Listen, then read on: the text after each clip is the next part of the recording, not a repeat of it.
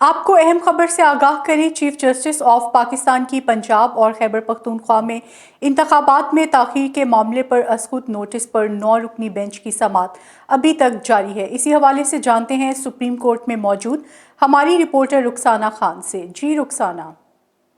صوبائی اسمبلیوں کے انتخابات کا یہ معاملہ ہے۔ چیف جسٹس آف پاکستان نے گزشتہ روز چیف جسٹس آف پاکستان نے آج کو نوٹس کیا پنجاب اور خیبر پختونخوا کی اسمبلیوں کے حوالے سے، اور سماعت کا آغاز ہو چکا ہے۔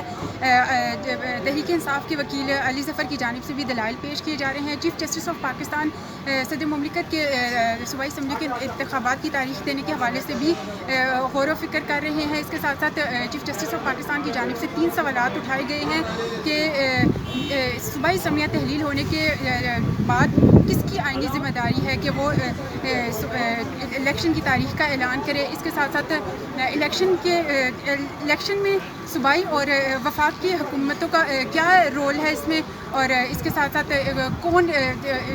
کون دے سکتا ہے اس کی تاریخ، کون سے دے سکتا ہے، اور مختلف وکلا کی جانب سے دلائل کا آغاز ہو چکا ہے، سماعت کا آغاز ہو چکا ہے، اور تحریک انصاف کی وکیل علی ظفر کی جانب سے دلائل پیش کیے جا رہے ہیں۔ جی